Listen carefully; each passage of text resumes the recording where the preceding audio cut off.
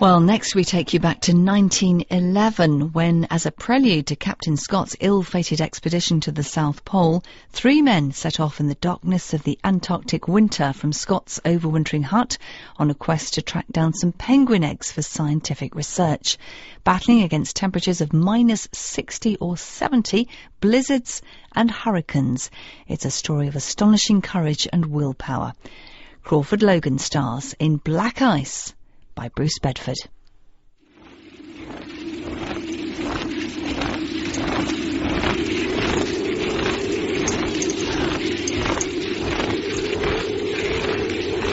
It must be half a mile in from the ice barrier edge. We'll camp here. Very good. Same cooking rota? Not a good idea, Betty. The usual sledging routines just aren't working in the winter, are they? That's true. Cooking for a week at a time would be intolerable. Day each, quite enough. As you wish, Bill. Was it difficult, persuading Scott to let us make this journey? Very. You trotted out the obvious, you know. 3 men going out for the first time into the deepest of the Antarctic winter. Temperatures we cannot even guess at. And hauling 2 sledges over 67 miles in the blackness of a 24-hour night with no depots to fall back on. And for what? Handful of penguin eggs. So, what persuaded him? Well, just that. The eggs. And I needed to collect emperor penguin eggs at precisely the stage of development reached in midwinter. So science won it for us. That, plus a promise that I'd get Messrs. Powers, Cherry Garrett and Wilson back safely for his polar journey. How's the frostbite, Cherry? All 10 fingers, I'm afraid. I was a fool to take my mitts off when we hauled the sledges up the barrier. I suspect we'll all learn a lot in the next few weeks, eh? Come on. Let's get the tent up.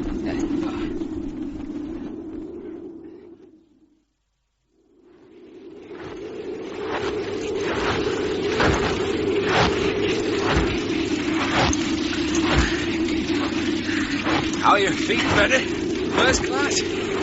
I just point them where I want to go and let them get on with it. Terry. Big toe, Spitten. I don't seem to have Birdie's secret sock recipe. All right. I hold up. I'll get a bearing. And I can get a match to light. I never realized how cold slows everything up. 4 hours every morning from getting up to getting on the hauling harnesses. Hardly surprising. Minus 56 last night. And I have a feeling we haven't seen anything yet. But keep the parasol handy. Oh, cruel Birdie. I've forgotten what the sun looks like. Oh, like that match, but a bit bigger, I think.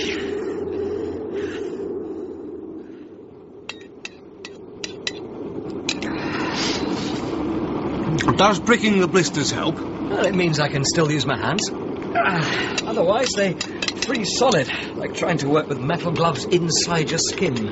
A moment, Terry. It's getting even colder. So I want us all to slow down even more. Use the fur mitts as well as the wool. Right, Bill. See you outside. He's finding it hard.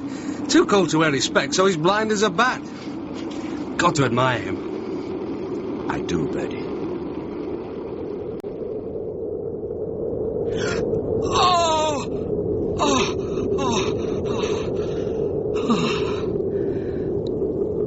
God, the days are bad.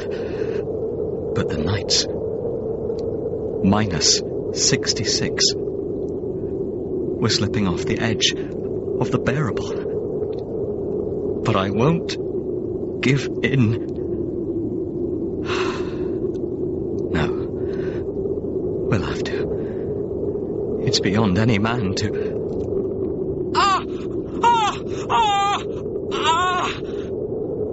Clothes frozen solid. Harness like iron. Can't bend. What is it? No! What? Bend over, as though you're hauling. What's the matter? Do it now, or we'll never be able to pull the sledges. Thank goodness you warned us in time. Can you still not bend at all? No. From now on, we bend into the hauling position as soon as we come out of the tent. We've about 10 or 15 seconds before clothes freeze solid. Best you can, Jerry. Let's go.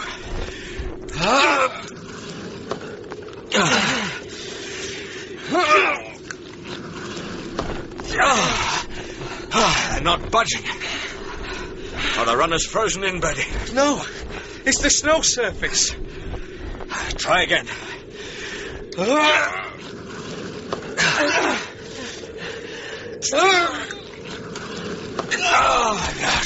good. Snow's like sand. It's too cold for the runners to melt it. We'll have to split the sledges, pull one, then come back for the other. Tripling the distance. Plus the risk of not being able to find a sledge in the dark. There's no alternative, is there? Yes, there is. And you must understand that there always will be. We can go back with no embarrassment. Scott would be glad. But that's out of the question. Jerry, it might be the only sensible choice. We're up against hellishly low temperatures, which could get worse. Just because we're the first sledge in the Antarctic winter night doesn't make it right. I'm with Cherry. We can manage it by relay sledging, can't we?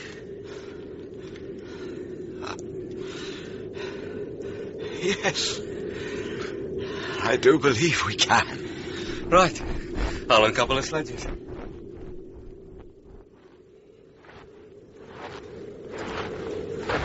Three frozen men, willing their way on, in a tiny pool of candlelight, their flickering shadows lost into the great ice night of this country. Is that it over there? Sorry, Cherry. Must be a good way yet. Oh, Birdie.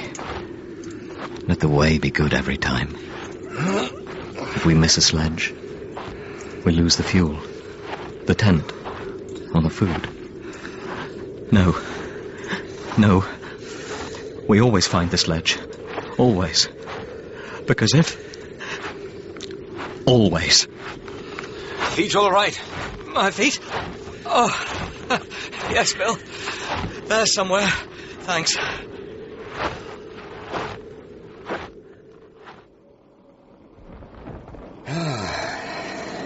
Better get started into our sleeping bags.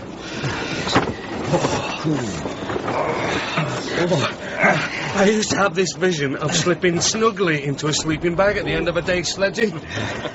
Taking a good hour just to melt your way in never came into the picture. So much water. Bodies pump out pints of it into the clothes, bags, and then... Ice. We're not even halfway there yet. Remember, the option's always open. We're managing. We'll have a jolly good meeting about it when we actually get to intolerable.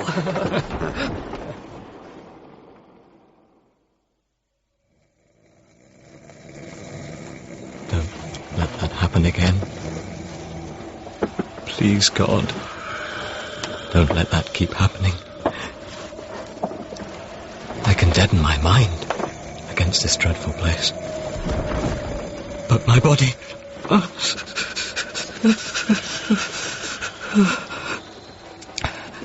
Just let me be unconscious. I've done it before. Found sleep. Never this cold. Just sleep. Let me find the right position to freeze into. Then, dear God, sleep. Oh no. Don't let it happen. Not again. Not again.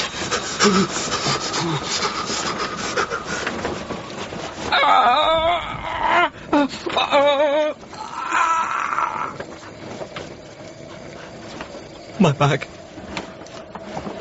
Don't break my back.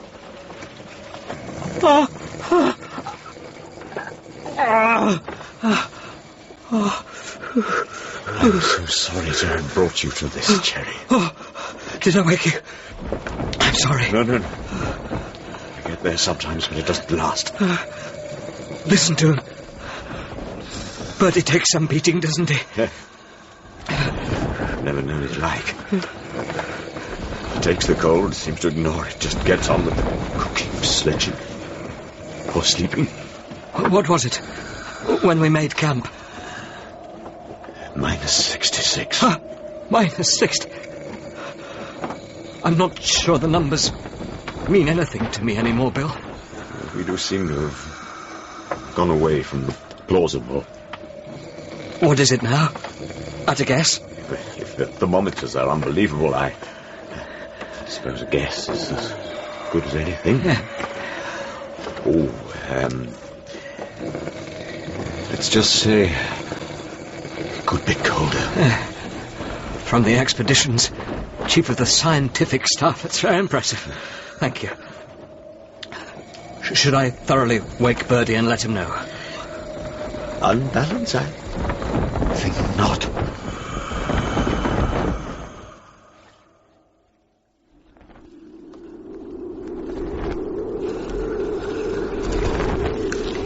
Strange. Bill, Bertie and myself. Quite intelligent people. And we must all know we will never see the penguins. That it's madness to go on. And we go on. 9 days out from the hut. An infinity of time and distance from Cape Crozier and those fabled eggs. We're fixed on gaining every yard forward. But be honest, the blizzard was a relief. A day lying in, the chance to melt our clothes in our sleeping bags, even though we knew, when we did come out again, those sodden clothes would clasp us in ice. Temperature. Time. Bertie keeps immaculate records, even though his breath ices over the page in a trice. And today, the numbers have gone beyond the point of making sense. After lunch, -77.5 degrees. In God's name. Torment at every level. The merest touch of naked flesh against metal burns frostbite to your bone. The trivial lashings of the food bags and the tent door have become wire. Must remember this for the diary. Try and get it through to someone. Impossibility is everywhere. We go on? No. I won't be the one to voice it.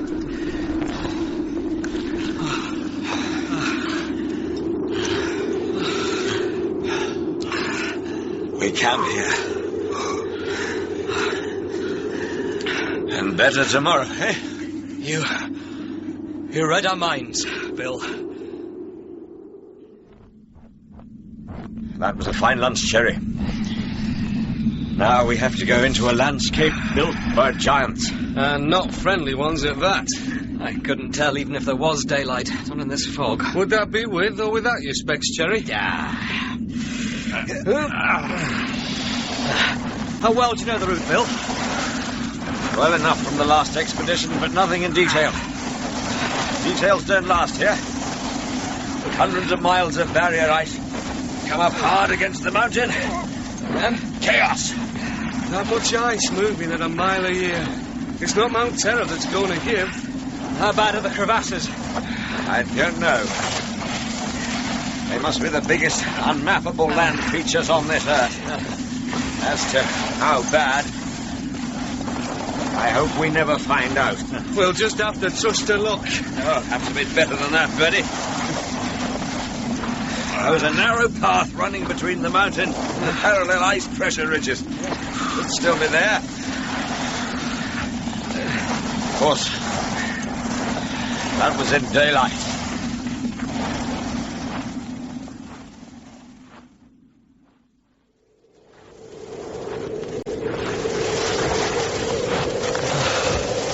It's remarkable, really. Eyes pretty well useless, except for the odd couple of hours of dim glow from that sun somewhere. But your ears... This is how we're meant to be. All senses working. That's half a dozen crevasses we've detected simply by hearing the difference in our footsteps. Well, I didn't like the tune of that last one. The devil himself couldn't design a worse torture. Not knowing a crevasse is there until you are on it. Suddenly hearing the echo swallowed hundreds of feet into the heart of the ice. If one of these snow bridges gives way as we cross. Dear Lord, where are we now? There are ghosts here. What is that? Looming ahead like... Unfasten the traces from the sledge, Birdie. And use them to rope us together. Very good. What is that, Bill? Pressure ridge, I think. We'll leave the sledge and climb up to check.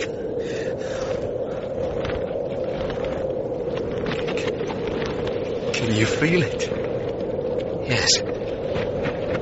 But I just wish I knew what it...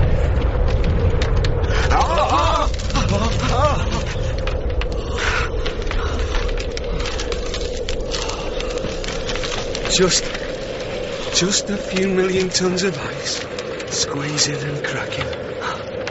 Very impressive. Among terrors. Oh, my God. What's it saying, Uncle Bill? It sounded very much to me like you should be somewhere else. I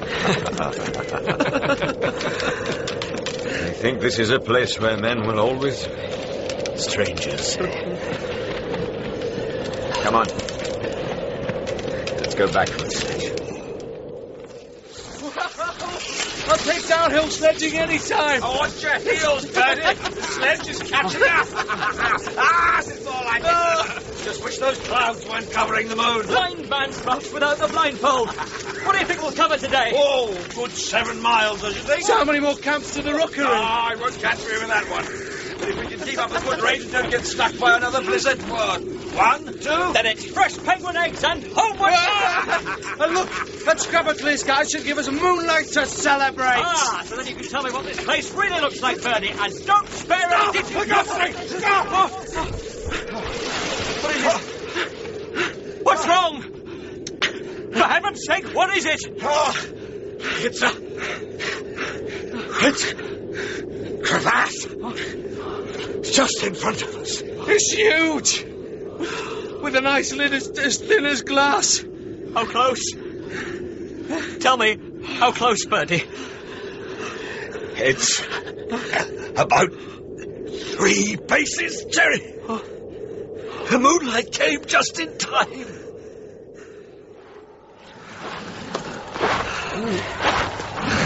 Gentlemen, I'm afraid it's time to stop. Problem, Bill? Not really. We're there.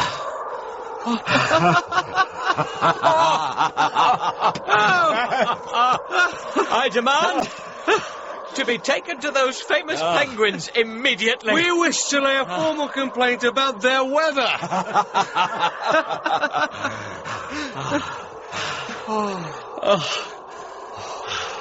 Thank you. Thank you from the bottom of my heart. If I'd had any idea what the last 19 days had in store for us, I would never... Let's get the tent up, food inside us, and start melting into our ice bags. Well, with all the home comforts you've been promising us, there's moonlight. Let's get started on the igloo straight away. I'm with Birdie. We'll build it up there, where the rock outcrops through the snow. Rock walls banked up with snow.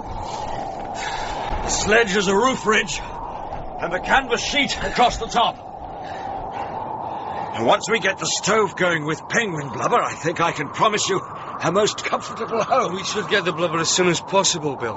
Out of 6 tins of oil, we're well into our 5th, and with the journey back... Yes, it is a priority. Cherry, could you bear to use your spectacles for a few seconds? I'd like to show you something.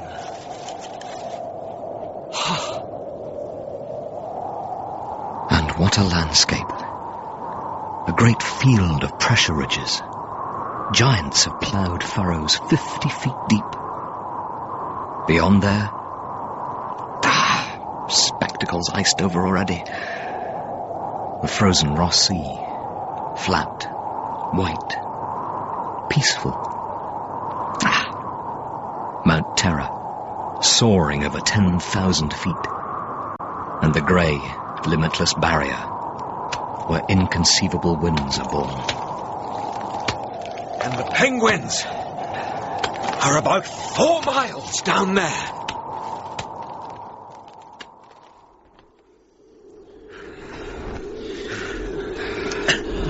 I'm sorry, Bertie. I know you were keen to get the igloo finished first, but we must get that blubber. I've got you. Do you need to pull out? No, thanks. That's the 6th crevasse that's tried to eat you. Are the specs really useless? Minus 37. Take my word for it. Can you see the way on? I couldn't honestly say we do, Cherry. It's just a huge maze of ice walls and yawning cracks, as you've found out. We'll try over there. There's a sort of a... No, I was wrong. It's another blind alley. But if we climb that... No, the light's going too fast. There's no place for us in the dark. Tomorrow.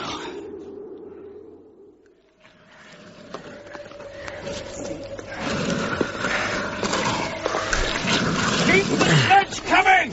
I think there'll be a way down soon! Bertie. Yes? I know we're in the half-dark, straddling a razor ridge. My bottom's telling me that. But what is actually down either side?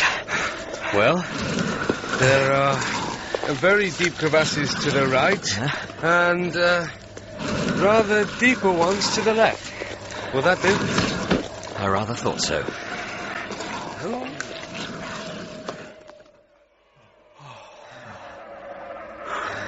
I can hear them. Why have we stopped? It's no good. That huge ridge of ice. Oh, is there no way past it? No. There's... Wait. Huh? What's that? It's a hole through the ridge.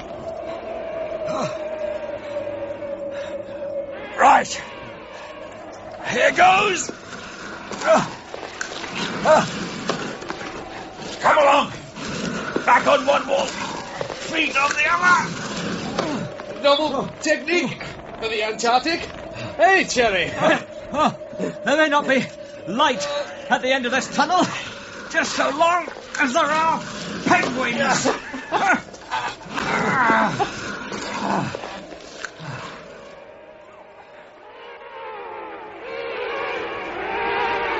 I wish I could see them. How many are there? About 100. There were a good 2,000 in the summer 8 years ago. Maybe their first arrival. Whatever. We're losing light very quickly. It looks like there's a wind brewing up. Cherry, this is a 12-foot sheer drop to the sea ice. You'll do us the greatest service by staying at the top and helping us back up. I understand. Bertie, we'll collect half a dozen eggs and 3 skins for blubber. And we'll have to move like fury.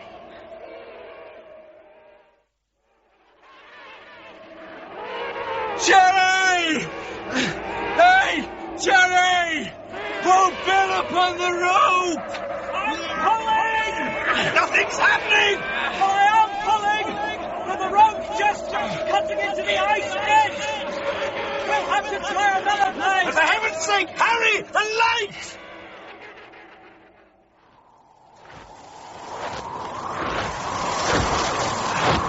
It's no use. Come on, Birdie. You're our best track finder. I'm not in the dark. You just have straight ahead. Heel our way. We must be way off course. Surely we should have reached the tent by now. I'm sure we've gone past it. And I reckon we've come even higher than the igloo. Let's work down slope. And hope to God. Hold on. We're all right. It's the igloo.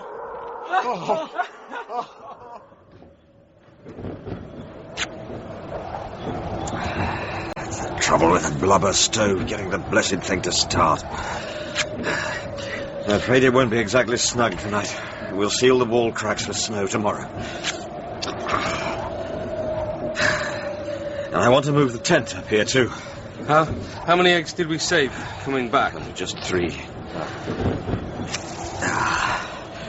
I'll get them into the alcohol as soon as I've got this stowed. Nearly there.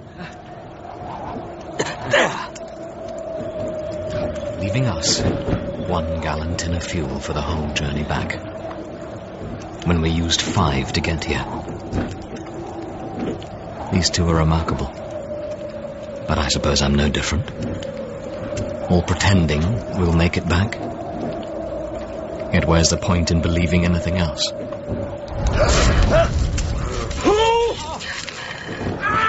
What happened? Boiling blubber spurted straight into his eye.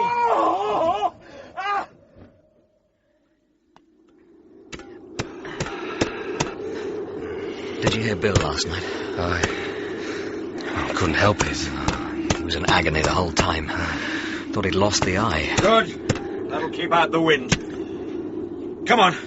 Let's turn in.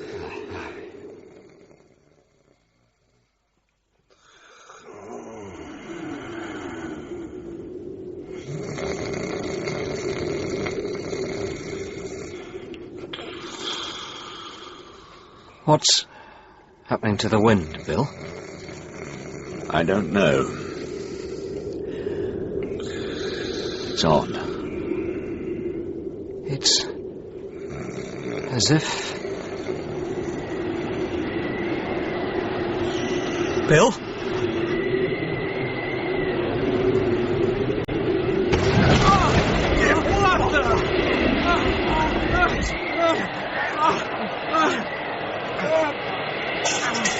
I'd better check outside. Bill, it's gone. Our tent's gone. What about the gear inside? I don't know. I'll help you. Just grab what gear you can and shove it into the igloo. But don't try and stand up. If the wind knocks us down the mountain, we can't aim right.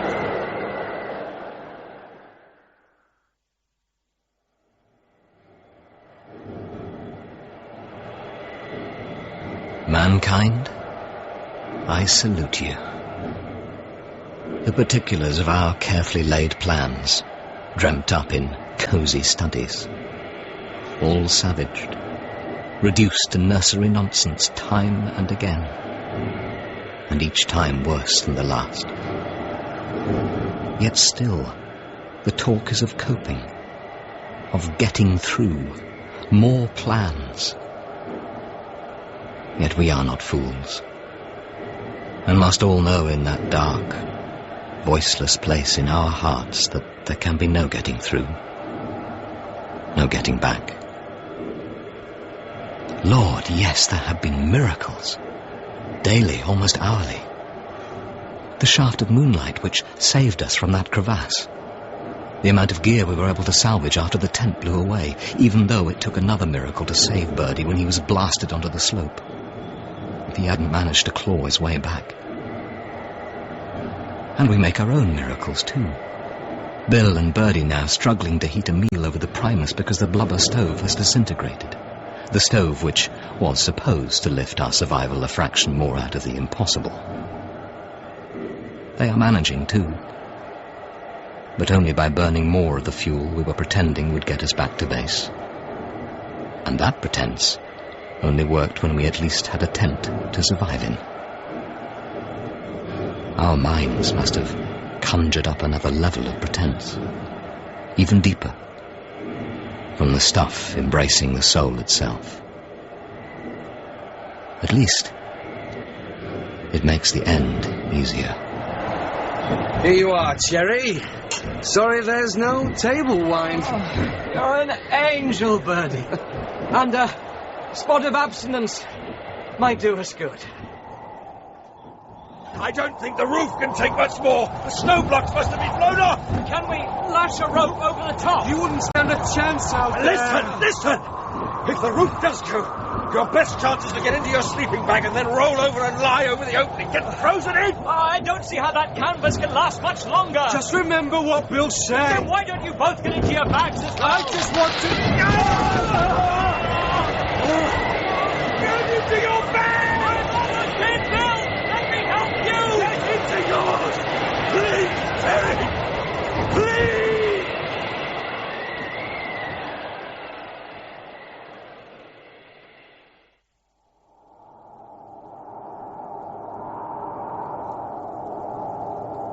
Yes. Peaches. Peaches and... oh... and especially syrup. Yes. I'll try again in a moment to guess which day it is. How many days I've been cocooned in the sludge of this bag. At least the snow which tries to bury us, at least it insulates. At least the luxury of lying in chilled water, not ice. Sunday, I think.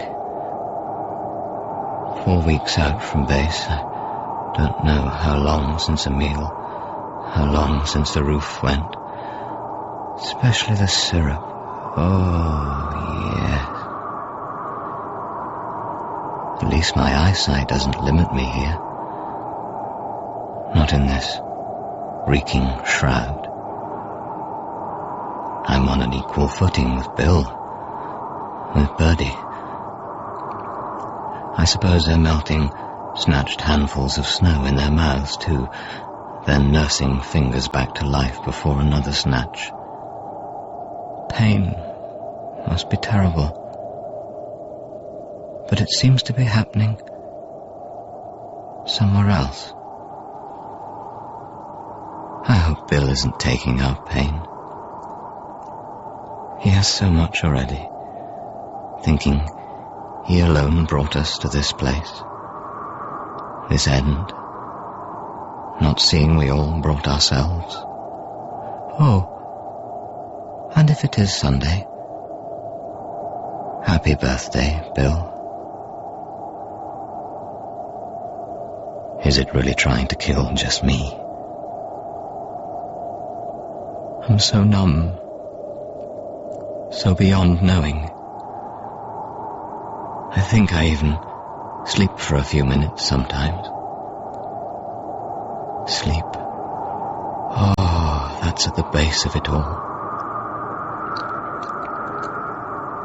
I rose from it, lived, and now slither back into it, with no further point in trying to claw a fingerhold on the edge of that beautiful, black, sucking tube. I'll ask Bill if this blizzard ever flags. If he's alive to ask. He's got morphia in the medical chest. The sweetest syrup. Oh, it's a great pity about the tent. If it hadn't blown out to sea, we could carry on pretending that we would get back alive. We could pretend not to recognize that we had got to this dreadful place with gear that was at least, for a short while, not ice-bound. That we had used almost all our fuel, that melts our water, that melts our food, that melts us just enough to face the hell of fighting our way into sleeping bags for the worst time of every day, the night. Without the tent, none of that matters now. We are dead men. Never mind. But I would like those few years again. What fun I would have with them. This time.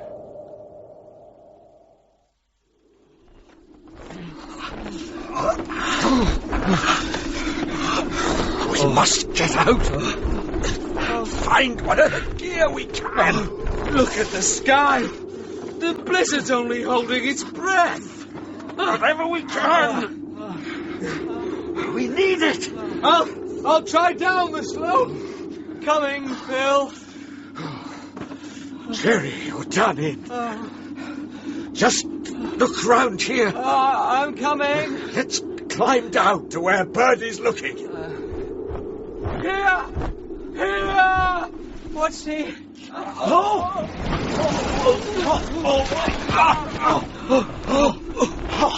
Are you all right? Yes. Yes, Birdie. Yeah. Look! What? It's there! What have you found? We start back tomorrow, Jerry. What? It's the tent. Enough.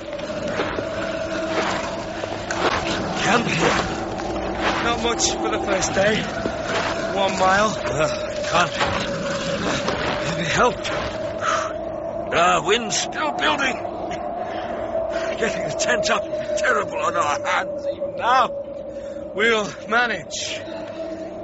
Always do, Bertie. Always do. I'll go back and help Jerry off his trace.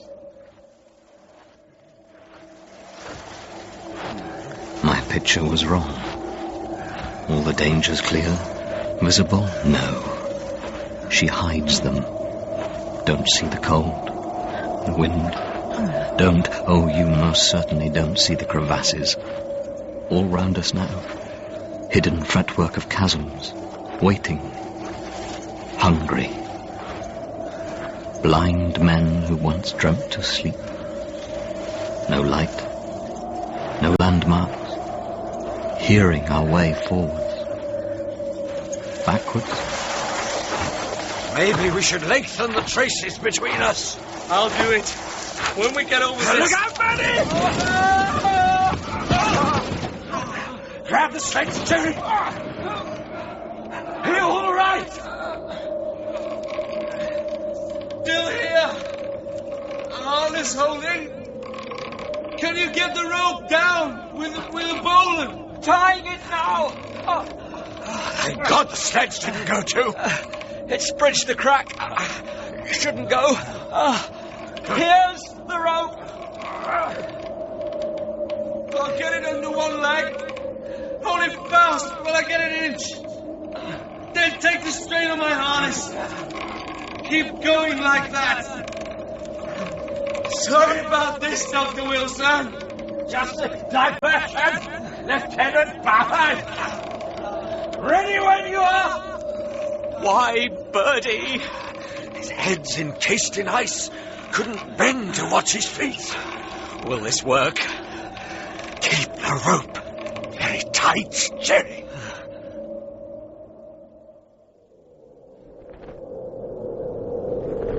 You've got it in the neck. Stick it. You've got it in the neck. I won't be the one to say, turn back. Best turn in now. Sorry, make an earlier start. Glad you're still with us, Birdie. Miss your cooking, Jerry. -45. At least we're clear of the crevasses.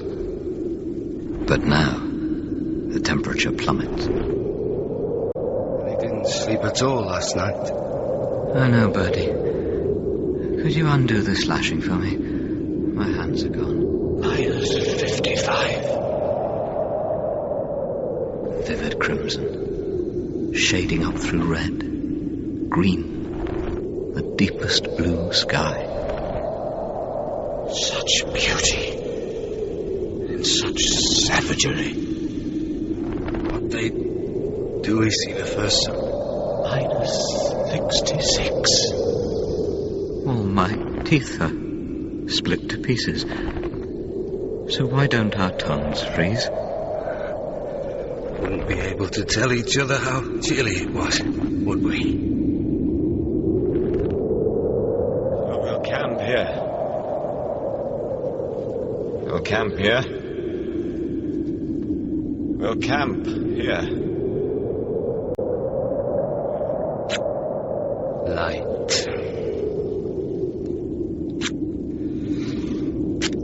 Light. Light.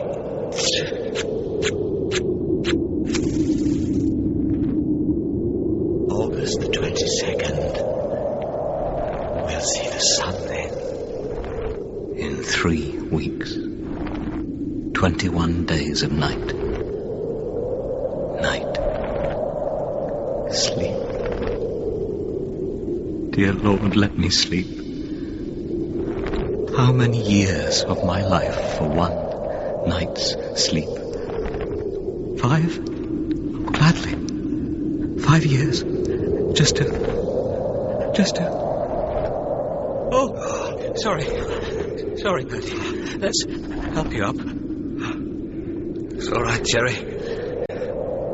I keep dropping off as well. Wonder if we keep on walking. Must be some special part. Won't be frozen by this place. Just keeps us going. Something has. Well, we've got 3 eggs to deliver.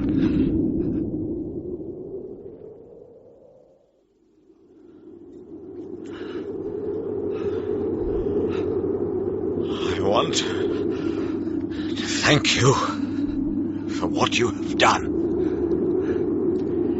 I couldn't have found 2 better companions. And what is more, I never shall. Is it the hut? Yes, Jerry. We're home. Spread out well, so that they can see. There are still 3 of us.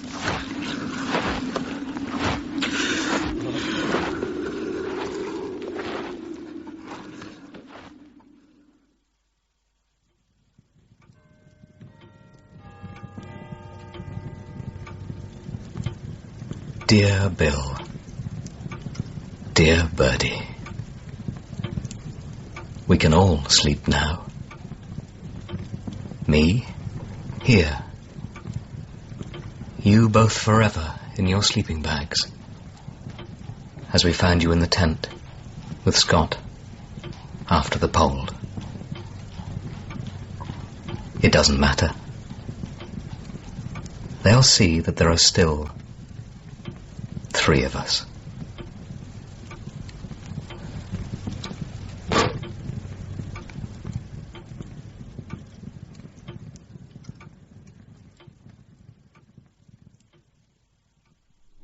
In Black Ice by Bruce Bedford, you heard Crawford Logan as Edward A. Wilson, Richard Greenwood as Apsley Cherry Garrard, and John Walsh as Henry R. Birdie Bowers. The director was Hamish Wilson.